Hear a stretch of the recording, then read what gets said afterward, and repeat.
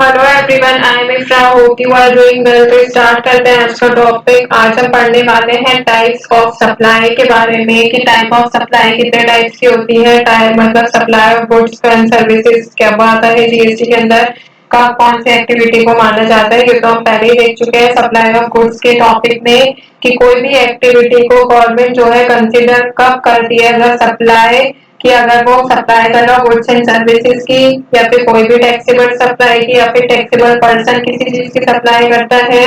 Fourth point is कि अगर supply होती है किसी भी टेरिटरी में, बट कैसी सप्लाई होनी चाहिए, टैक्सेबल, तो वो गवर्नमेंट की नजर में सप्लाई माना जाता है उसको।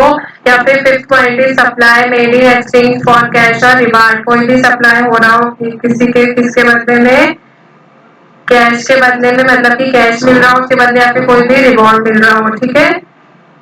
या फिर लास्ट पॉइंट होता था कि सप्लाई में ड्यूरिंग बिजनेस कोर्स और ग्रोइंग बिजनेस के लिए अगर कोई सप्लाई की जा रही होगी उस वक्त, तो भी आपका क्या होगा कि गवर्नमेंट जो है आपके गुड्स और सर्विसेज में, मतलब अगर आप वर्क कर रहे हैं तो उसको सप्लाई मान लेगी। आज हम टॉपिक पे कौन सी बात करने वाले हैं, टाइप्स ऑफ सप्लाई के बारे में कि टाइप्स ऑफ सप्लाई क्या होता है, कितने टाइप्स की होती है, और उन कैटेगरी में जो टाइप्स ऑफ सप्लाई होती है मैं बता देती हूँ, दो तरीके की होती है, उन दो को भी कैटेगराइज किया गया है, ठीक है। तो अब एक एक करके डिटेल में पढ़ेंगे। यहाँ से आगे बढ़ते हैं, नोट्स ओपन करेंगे और हेडिंग डालेंगे। ठीक है, यहाँ पे मैंने आपको बता दिया था टाइप्स ऑफ सप्लाई जो है वो दो तरीके की है, टैक्सेबल और नॉन टैक्सेबल। तो पहले जो है हम टैक्सेबल के बारे में ही पढ़ लेते हैं।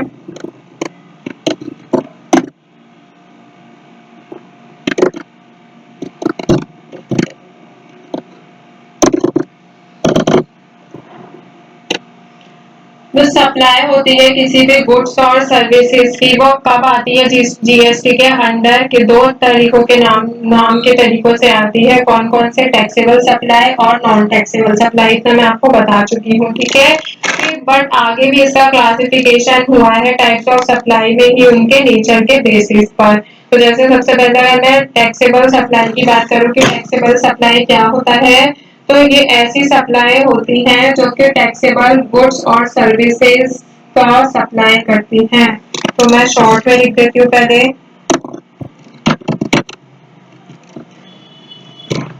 these supplies refer to taxable goods and services under GST. तो वो क्या होती है, टैक्सेबल सप्लाई होती है। टैक्स पेयर जो कि रजिस्टर्ड होता है, तो ये भी पॉइंट लिख देती हूँ, taxpayer who are registered and वो एलिजिबल होता है, eligible for claim ITC. Input tax credit जो होता है एलिजिबल के, उसके लिए एलिजिबल होता है, मतलब आईटीसी वो क्लेम कर सकता है, ठीक है। तो ताकि वो क्लेम क्या कर सकता है, रिफंड क्लेम कर सकता है जब भी वो टैक्स पे करेगा अपने ड्यूरिंग देयर परचेजेस, ठीक है। टैक्सेबल सप्लाई भी जो है उसको आगे फर्दर कैटेगराइज किया गया है।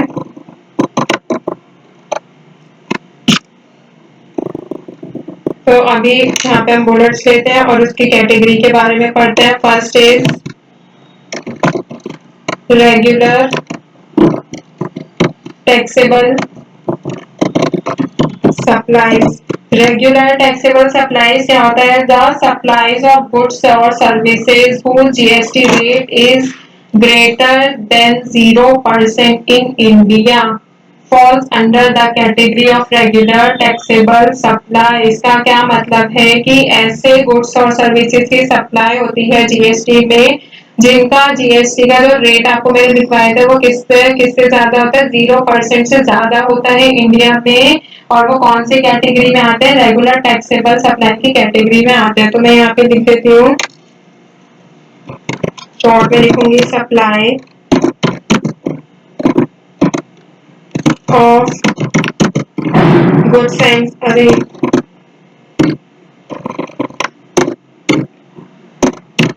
goods and services whose GST rate is greater than 0%. 0% से ज्यादा जिनका रेट होता है कहाँ पर, इन इंडिया, वो आता है रेगुलर टैक्सेबल सप्लाई में। फिर ऐसे ही दूसरा क्या होता है, निल rated supply.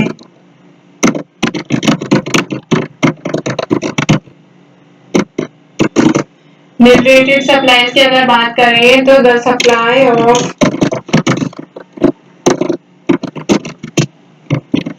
goods and services whose GST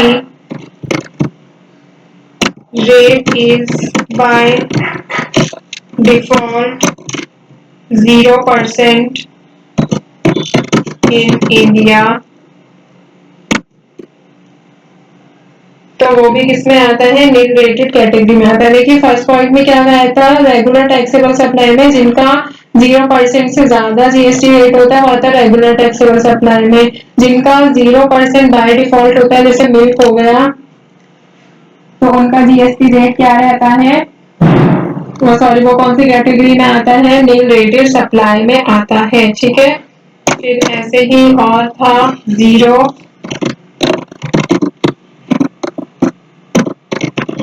rated supply. Zero rated supply कौन सी सप्लाई होती है, सप्लाई ऑफ गुड्स और services to a SEZ unit, या फिर बोल सकते हैं export is taken to be deemed, मतलब कि जब भी कुछ चीज एक्सपोर्ट हो रही होती है तो जीएसटी रेट जो होता है वो क्या हो जाता है, जीरो हो जाता है। तो GST rate for such item is greater than zero when supplied in India. तो जीरो रेटेड सप्लाई से आपको क्या समझ आया, कोई भी ऐसी गुड्स और सर्विसेज की सप्लाई होती है, मतलब एक्सपोर्ट के लिए जो सप्लाई की जाती है। तो मैं यहाँ पे लिख देती हूँ, supply of goods and services to export is taken to be deemed GST rate is greater than 0% in India।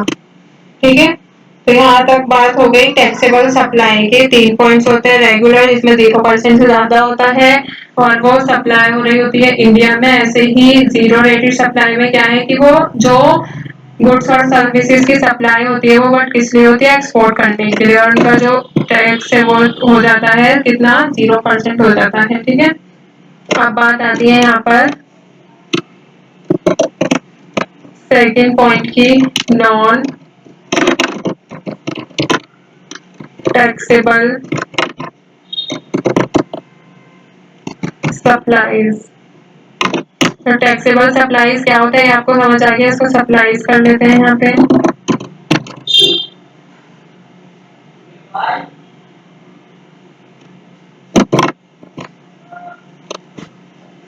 तो नॉन टैक्सेबल सप्लाई का अगर मैं आपको बताऊं तो the supply refers to goods and services that are not taxable under the GST. तो non taxable से आपको समझ आ रहा है जो कि टैक्सेबल मतलब जिन पर टैक्स नहीं लगता, जो कि जीएसटी से बाहर रहती हैं। तो इनमें 2 पॉइंट्स आते हैं, कौन कौन से पॉइंट्स आएंगे, एग्जेम्प्ट सप्लाई,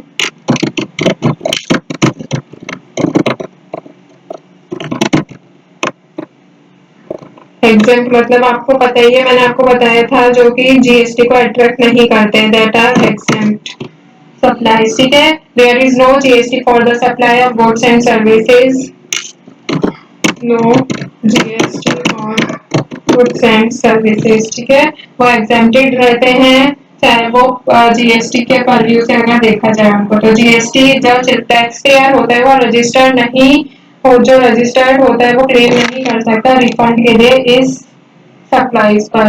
अब नेक्स्ट आता है यहाँ पर non GST supplies. Non GST supplies की अगर बात करूं, these are supply of goods and services that do not fall under purview of the GST, जो कि GST में आते नहीं हैं, not fall under purview of GST, जो GST के इसमें कैटेगरी में आते ही नहीं है, तो ये होती है नॉन टैक्सेबल सप्लाई। ठीक है, तो आज हमने क्या पढ़ा है, टाइप्स ऑफ सप्लाई पढ़ा है कि रेगुलर, मिल रेटेड और जीरो रेटेड सप्लाई कैसी होती है, नॉन टैक्सेबल में एग्जेम्प्ट सप्लाईज और नॉन जीएसटी सप्लाई क्या होती है।